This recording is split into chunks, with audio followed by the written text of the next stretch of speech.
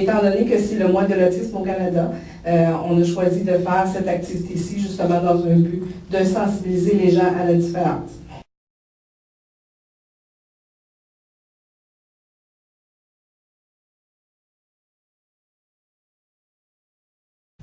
Je suis compositeur agréé au Centre de musique canadienne.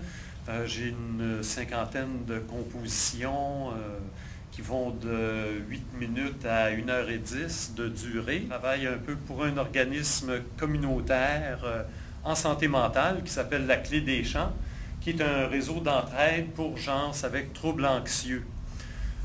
Et depuis 3 semaines à peine, j'ai commencé l'animation d'un groupe sur la gestion de l'anxiété, mais pour personnes autistes.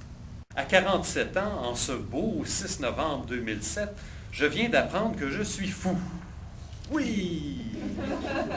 Je suis Asperger. Pour moi, ce n'est pas quelque chose de l'avoir, c'est de l'ordre de l'être. Donc, je suis Asperger, je suis autiste de type Asperger. Ça fait partie de moi.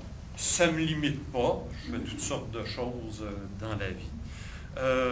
Ça ne me limite pas, mais c'est ma manière naturelle d'être. C'est tout à fait spontané. Je n'ai pas suivi de cours pour ça. Je suis ainsi. Je ne cherche pas à avoir l'air original. Je lève le matin Asperger. Je déjeune Asperger. Je donne mes cours Asperger. Je prends le métro Asperger. Je mange Asperger, je vais au cinéma Asperger, je dors Asperger, 24 heures sur 24. Alors pour moi, oui, c'est du quotidien. Voilà. Je suis comme ça. Chance, j'ai pas eu de diagnostic tôt, parce que lire ça ado, là, c'est une psychose, c'est un défaut dévastateur et cruel. Je dis, ça n'aide pas trop pour l'estime de soi. Je sais pas. Et se faire dire ça régulièrement, t'es un malade, t'as une maladie, tous les jours, je sais pas. Ça ne doit pas être évident. De fil en aiguille, pour savoir d'où venait cette anxiété-là, etc., etc., mon médecin de famille m'a référé à... Puis il y avait une étude sur la santé mentale à Montréal, je suis rentré là-dedans, etc.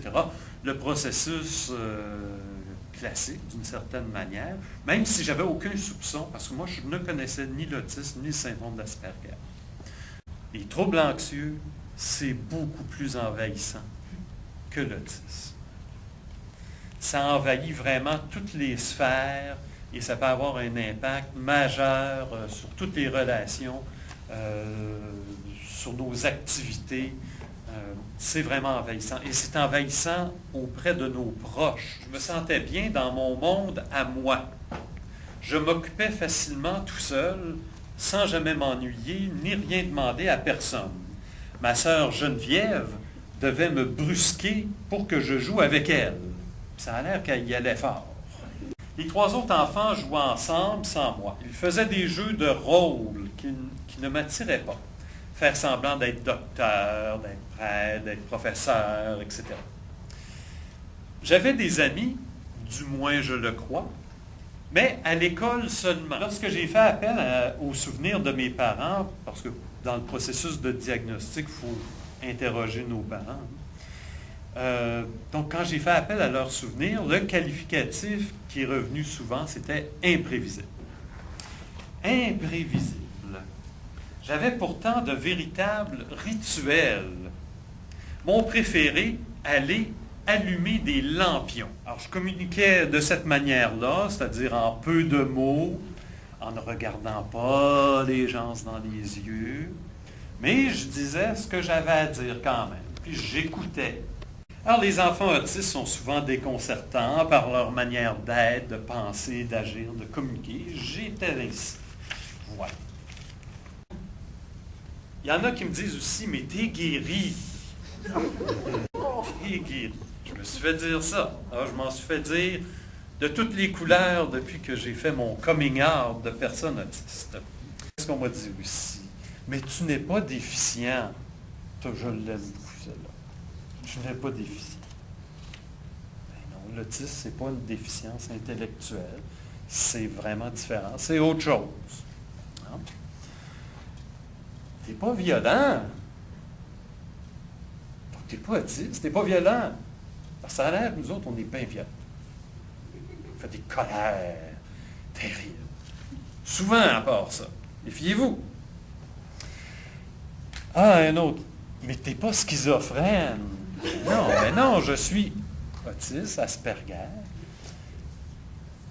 Mais c'est lié. D'ailleurs, il y a longtemps, il y a plusieurs décennies, l'autisme était considéré comme un symptôme de schizophrénie. Alors, le mot autisme, c'est un mot aimant. Ça attire tout sur lui.